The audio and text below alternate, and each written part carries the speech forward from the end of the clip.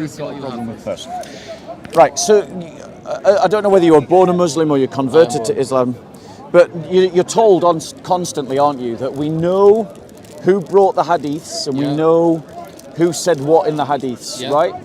So I'm going to show you something that disproves that. Okay. Right? I'm going to show you something that demonstrates that hadiths, even Sahih hadiths, have made up information. Okay. Right? And all you've got to do is just think like a reasonable person. Yeah, I try to. Yeah, me and you both know how the hadiths work. Yeah. Person A says to person B, person C, who says to person D, this is what I heard from Muhammad, or this is what Muhammad did, or it comes straight from Muhammad himself, i.e. he's in the chain kind of thing. Yeah. Or it's one of the Sahaba, and it's like, what did the Sahaba do? So we don't need to go over information we already know. Yep. So in Sahih al-Bukhari, book 1, hadith number 7, it's the story of Heraclius. Do you know the Christian emperor Heraclius? Yeah. Do you know that story? I think so. I think I Right. know what you're talking about. I'm going to give a short summary version, but we can go. I've got the hadith, so we can dig into any part that we need to. So Sahih al-Bukhari calls in this emissary from one of the Arab Sufyan. tribes. Is it Abu Sufyan? Abu Sufyan, Yes, I know this. Calls him in, you know him, right? Yeah. And he asks him a load of these questions about Muhammad. Yeah, he's teaching his And then he says, right, I think that's great. And he writes off to a friend, and his friend writes back to him, and then he goes, yeah, I want to convert. And he calls all the leaders of the Christian world together, and he says, I think we should all become Muslim. And they're all terrified and think that it's a horrible idea. They all run for the doors, and then he goes, no, hold on, guys, I was just joking. Everybody come back, right? That's the basic characterization of the story. I don't know that part of the story. Yeah, it's here. But here's the thing, okay? Let's be right.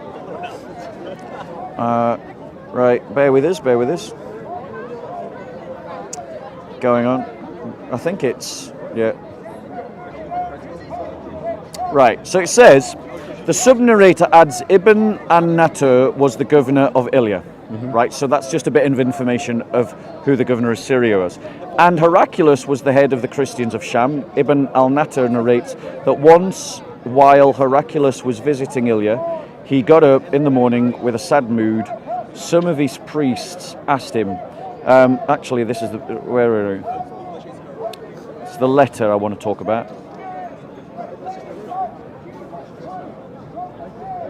It's the letter where he sends, let me just find it. It's a massive hadith, you know how long it is.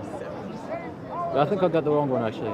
I think the one I have. The one you were thinking of. Yeah. Okay, cool. But Maybe. you know of Heraclius and I've heard of it. I just I'm not. I don't think I know it in detail. you know who Right, shall we just read through the story and we'll talk about the problems in the story? Yeah. Yeah, we'll go through it systematically.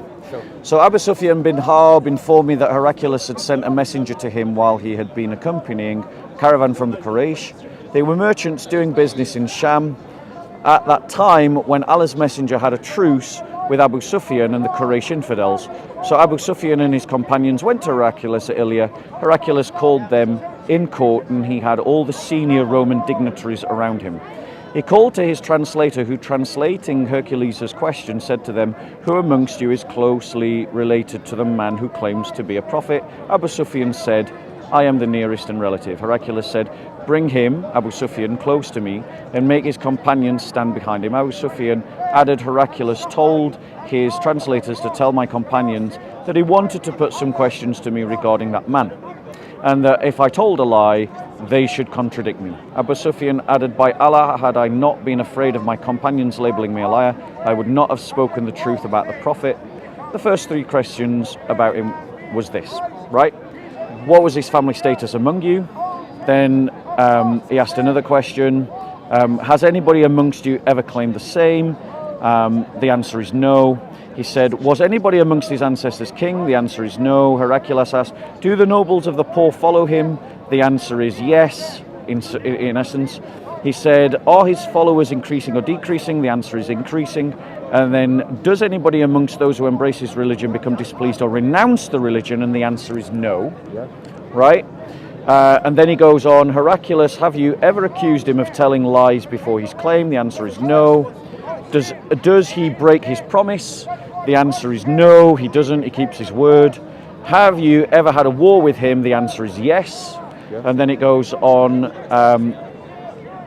that sometimes we win, sometimes they win, and then it goes on. And what does he order you? And he says to pray, to speak truth, to be chaste, to keep good relations.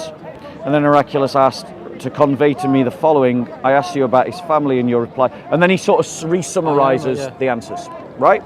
Now, my first problem. Can I just ask you a quick question? Are you filming? Yes. Okay. My first problem with this hadith, right, is that you know and I know that after this conversation, Heraclius thinks he should become a Muslim. Yeah. Right? Now, the problem with this is that presentation of Heraclius contradicts everything we know about Heraclius in history. Right. I don't know about him. So, firstly, we know that he was an emperor of Rome. Yeah. We know that he led the first Christian crusade against the Persians and the Zoroastrians to recover the cross, right?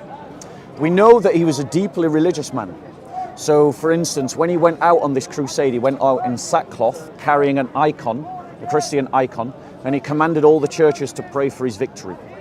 That even on campaign, he opened up the Bible to help him decide his strategy in war, right?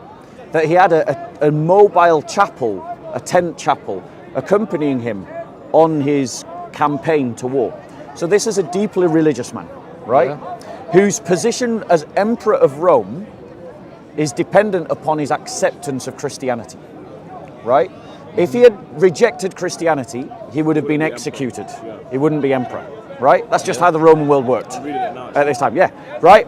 Now, my point to you is, this hadith is trying to tell you that after a couple of questions, that was enough to convince this emperor with everything to lose and nothing to gain to abandon a Christian faith that he had literally fought for and risked his own life to defend. Now, do you think that it is reasonable to think, bearing in mind what I'm talking about when I talk about the real Heraclius, is based out of Roman documents about Heraclius, whereas this is a hadith that came 200 years later, in a completely different country, written by a people that never ever met Heraclius at all. In a context in which those people that wrote this hadith were fighting against the Christians and had large Christian populations under their control.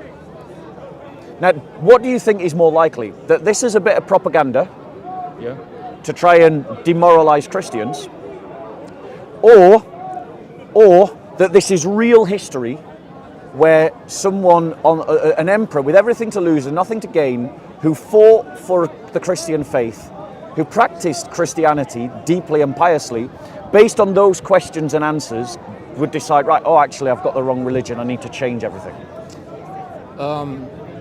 I would say, if to be completely honest, I don't see a problem with him being a devout Christian and him kind of investigating the character of Prophet Muhammad and then deciding that he could be a truthful man. We know for a fact he did not convert from but like what I want to say is, at least because we know a lot of people also fought for Islam and then they kind of apostatized. So fighting for something, I don't see it as necessarily something. The only thing I would see is that he probably has nothing to gain from it or everything to lose. But that's still, I don't see that. If someone sees genuine, say, truth in something, then maybe he just has it in him to kind of follow that over the losses and gains. Right, but the thing is, social losses and gains are real things. Like if you, for instance, were to turn around to your family and say, "I'm going to become a Christian," do you think that would be well received? No. Do you think there might be consequences? Yeah, there will be one, yeah. And do you think that those consequences give you pause for thought about becoming a Christian? Not as much as not that much, to be honest. I don't want to like. Well, I think in my experience, right, and this I think is true, that there'd be a lot more Muslims becoming Christians if it wasn't for the fact that there's an apostasy law in Islam. Well, it's not practiced like in most countries. Which is slightly separate from the point I'm making. What I'm pointing out to you is that where there are real social consequences, right? And bearing in mind he's emperor, his entire position as emperor of Rome. And by the way, he achieved becoming emperor through his own efforts. Like he dethroned an emperor to become an emperor. was a battle. Right? So he wanted to become emperor. Right? Now you've just got to think about the psychological picture that we have of Heraclius in history versus the psychological picture of this man, this fictional Heraclius. Because the real Heraclius desired to become emperor, wanted to become emperor, put things in motion to become emperor, and did so with deep piety in his religion, so much so that he fought the first religious war that the Christians ever fought to recover a piece of wood, the Holy Cross, from the Persians. This is not a man that's going to give up his faith in 2 minutes. Well, clearly he's heard of him, doesn't he? He's heard of Muhammad, yeah. Yeah. But he doesn't know much about him, does he? Yeah, not much. Not much, because he's asking these questions are really basic. Yeah. Does anyone? Does he come from a royal family? No. Is it the poor people that follow him? Yes. Do people who embrace his religion leave? No. He doesn't really know about it. So this is not much to go on. These questions and answers are not really much to make a big decision on. But Heraclius in this story is meant to then go up to the entire Roman elites and go, "Hey guys, we got the wrong religion. Let's all Does it say change." that? Does it? Yeah. Yeah, I'll show you. Right, bear with us. Yep. So he goes on. Bear with me. I think that's the end of it, isn't it? No.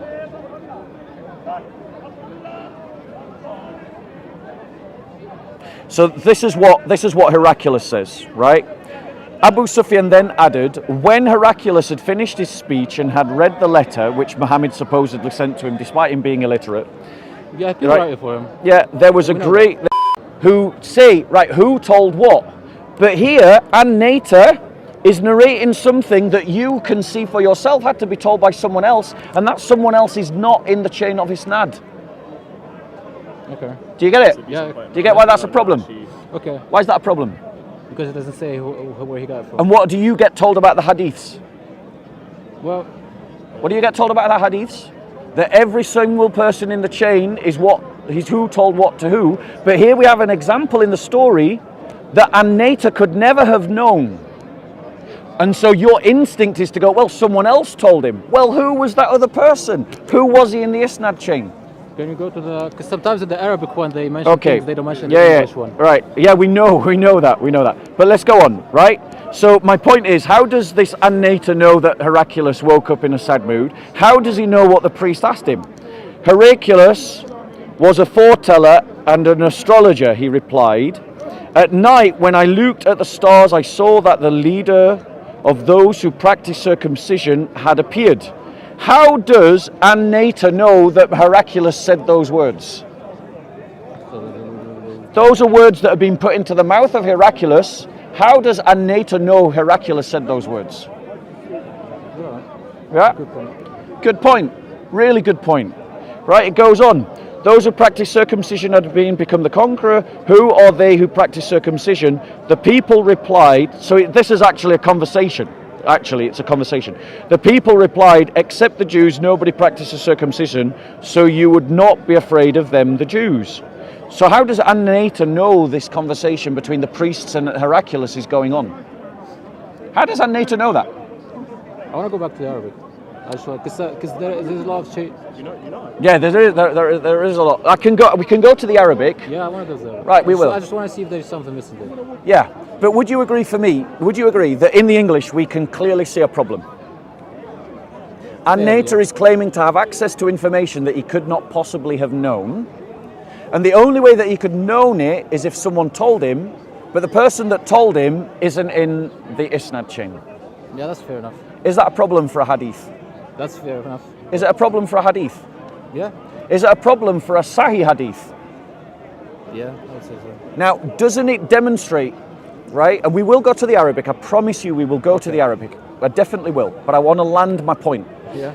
But you're told that you can trust Sahih al-Bukhari because he checks everything. He checks each person knew the person before him, who knew the person before him, who knew the person before him, and that each person in the chain was 100% honest and 100% reliable. And what we have is clear fiction. What we have is a clearly made up story. Or alternatively, what we have is an isnad chain that is not secure. But either way, you've got a problem with your hadith. Okay. And that means you've got a problem with Sahih al-Bukhari. And how important is Sahih al-Bukhari to the understanding of the Quran? And the thing is, if Sahih al-Bukhari allowed in a piece of fiction here, how do you know he hasn't allowed in other pieces of fiction? Because remember, this isnad chain connected to this hadith is supposed to be 100% reliable. But it's not, it's clearly fiction. Okay. Yep. Right? But that means that how can you trust all the other isnad chains?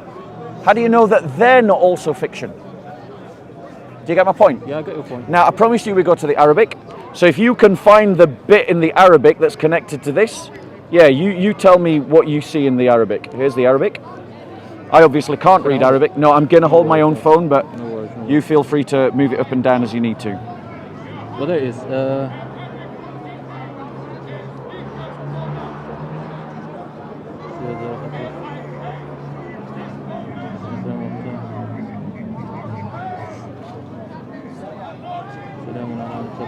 So we're looking for the bit where Heraclius wakes up in a sad mood.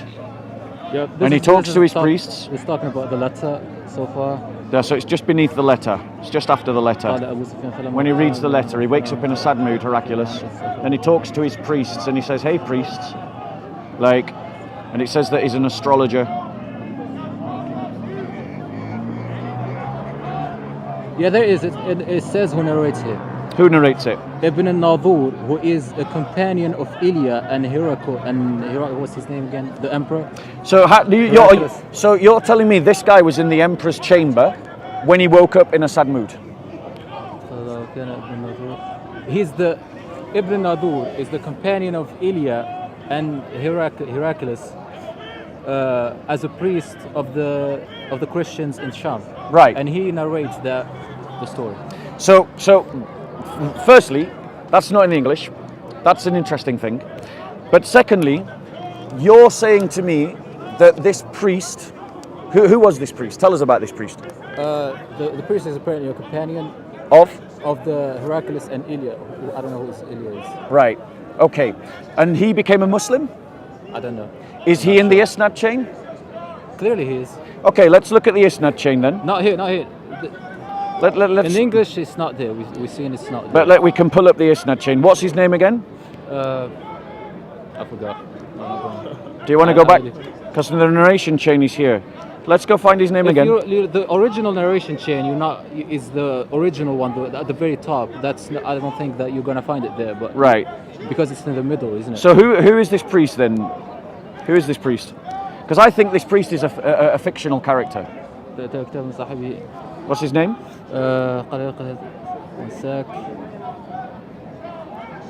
قال ابن الناظور. No. Is that Ibn Nater that I was saying? Maybe I'm mispronouncing his name. Maybe, yeah, I think that's it. Because Ibn Nater. Natur, Yeah, Natur. Yeah. So you're saying this priest became a Muslim? I'm not saying that. I'm saying just who he is. I don't know who he is. Right. Let's look at the Isnad chain. Let's just see what. Oh, I've gone past it. Oh, rubbish. I think you have. Yeah, I have.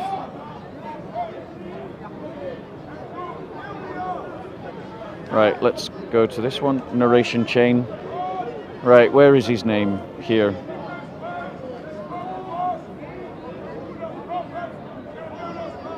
Well, you see, he's not in the narration chain here. Yeah, because I think this is the original one. It's the one at the top. It's not the. Right, so let's go right to the top. Let's go right to the top. Let's go right to the top in the Arabic. So the narration chain is in the top, yeah? Yeah. So where is it? Yeah, he's not there. He's not there. He's not at the top. He's in the middle. That's what I told you. So he's not in. So my point to you is this, right? You're saying that this person narrated it. Yeah. Okay. Let's keep reading, because you're going to see that even that doesn't rescue this. Even that doesn't rescue this. Okay. So Ibn Natu is where have we got him? Let's get back to him. It's long, it's very long. Yeah, Ibn Natu. Where is he? Yeah, convey. It's down here further. As I say, Governor of Basra founded contents. No. Yeah. O people of the scripture, Abu Sufyan, and then it's the sub-narrator, yes, Ibn an-Nater. Is that Yeah, that one. Yeah, that's the guy. That's probably the guy. Yeah. Right, but he's not at the top of the hadith in the Arabic, and he's not in the English narration chain. When I say he's just mentioned in this story, Yeah, because so he's mentioned in the matin, but he's not in the isnad chain. Yes, because you know what the isnad is. The isnad is who tells the original story. Right, Yeah. but the isnad chain, he's not there. We looked at the isnad chain. Because you know what the isnad. So he's is just the in the original. matin. The matin is the content of the hadith. The isnad chain are the narrators. And what we're saying is that he's not mentioned in the isnad chain. So in other words, it's just a story. This Ibn Natu doesn't exist. He's not in the... I'll tell you, if I read that, even without you shedding light on these things, Yeah. I would certainly understand, because these things are kind of more of a Right. Let's general rule. But I press would on. understand that what we know to be authentic is Yeah. is the part where Abu Sufyan is kind of with the emperor, but Yeah. the second part Yeah. I would not be so sure. But that's understandable from kind of. Right. So, be honest. I want to keep going. Okay. Because if the thing is, if a name just appears in the matin, but it's not in the isnad chain, then for me that isn't good enough. You're told that it's about the isnad chain, so Yeah. I need you to show me in the we- isnad chain. What I'll tell you is I'll tell you something, because there's a little bit of difference in detail. Yeah. What the isnad is, Abu Sufyan is telling this. Abu Sufyan heard this. That's what the isnad is Yeah. kind of for. So Abu Sufyan is kind of heard this, but we cannot. Whoever told him this story is Yeah. the thing that's in question. Right. Here's another problem. Right. Yeah. It says. Let's continue to read, because I think this hadith is clear fiction, and I'm trying to demonstrate to you why I think it's fiction. Yeah. Right? Sure. Part of that reason is that it's claiming knowledge that it can't possibly have. Part of that reason is because it's relying on people that aren't in the isnad chain, and thus demonstrating that your isnad science is not what it's made up to be. Yeah. No, Part of it is that it doesn't reflect who Heraclius was in history. So I'm building a case why I think this is fiction.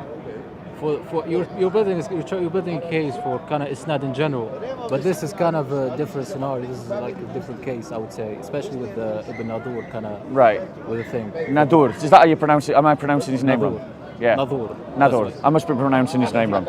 Okay, so while they were discussing it, a messenger sent by the king of Ghassan to convey the news of Allah's messenger to Heraclius was brought in. Having heard the news, Heraclius, ordered the people to go and see whether the messenger of Ghassan was circumcised. The people, after seeing him, told that Heraclius he was circumcised. Heraclius asked him about the Arabs. The messenger replied, Arabs also practice circumcision. Okay? After hearing that, Heraclius remarked that the sovereignty of the Arabs had appeared. Heraclius then wrote a letter to his friend in Rome, who was as good as Heraclius in knowledge.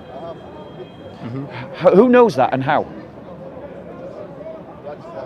Yeah, because Who knows that and how? Because now this is a private correspondence. This is not happening at the same time as the conversation. He says, because it clearly says that then wrote a letter to his friend in Rome, who was as good as Heraclius in knowledge. Heraclius then left for Homs, a town in Syria, and stayed there until he received a reply of his letter. Who's giving you that information? I'm gonna have to keep seeing who told who. Do you know what I'm saying? This is like the story, if it's to be believed. Heraclius is sending a private correspondence to a friend, and a friend is sending private correspondence to him, even after Heraclius has buggered off to Homs. Right? Yeah. And the hadith is claiming to know the contents of the letter. How? Like I said, I have to go back, keep seeing who told who and who said what. Right, can I give you a suggestion? Yeah. This is a lie. This is a fictional story that was made up when the Muslims were fighting the Romans, the Christians, and it was designed to lower the morale of the Christian populations inside Muslim-controlled territory. It was a lie designed to bolster the confidence of the Muslims. It was just propaganda. Now, you know and I know that when, I forget which way this goes, like when was it the Umayyads that overthrew the Abbasids, or the Abbasids who overthrew the Umayyads? I always get these two mixed up. I think it was the Umayyads that overthrew the Abbasids. Right? I don't know. Right, but if you know anything about the history, when that flip happened, lots of spurious hadiths were created to legitimize one group over the other. Are you aware of that? No, Lots of fake hadiths were made up. I'm not aware of it. Go and look into it. Okay. Right? This hadith is a lie. It's a piece of propaganda just like all the other hadiths that were the fake ones that were made up by the Abbassids against the Umayyads or by the Umayyads against the Abbassids. Do you know when this happened? Like this whole the Umayyad and... Yeah, it happened, like 100 or so years after Muhammad? Okay. Yeah? My point is, it is a historical fact that Muslims made up hadiths. Surely you must know that. That's why you've got Daif. Yeah, of course. So it's a historical fact that Muslims were making up hadiths, and we have good reasons to see that this is a made-up hadith. Yeah, I would say. Yeah, I don't know. I would say I would investigate into it. Right. There's... Okay, we're going to land because I can see that you're listening carefully and you need to go away and do your research. That's totally fine. Come back, talk with me and the brother again. No worries. Right, let's go get a coffee. We'll talk about what your findings are. All right. But my point to you is, when you do your own honest research, you discover that this hadith is indeed most likely fiction, then it has ended up in a Sahih hadith collection with a supposedly trusted isnad, and it is clearly a lie, which means Sahih al-Bukhari ain't so Sahih, and if one lie can enter into the Sahih collection, other lies can enter into the Sahih collection as well. So that was what I wanted to show you. Go away, do your research. I really appreciate you being a very honest communicator and dialoguer. So come back and talk to us again when you've done your research, but be honest with yourself. Yeah. Like, don't deceive yourself to win an argument. It only benefits you to be in the truth. Do you know what I'm saying? Yep. Even if the truth leads you out of Islam, it only benefits you to be in the truth. Yeah? And truth is more important than family. Truth is more important than acceptance by a community. Truth is more important than security. I agree. Right. Now, so that was what I wanted to show you about the hadith problem. So now we'll come over to what your problems are about the Bible.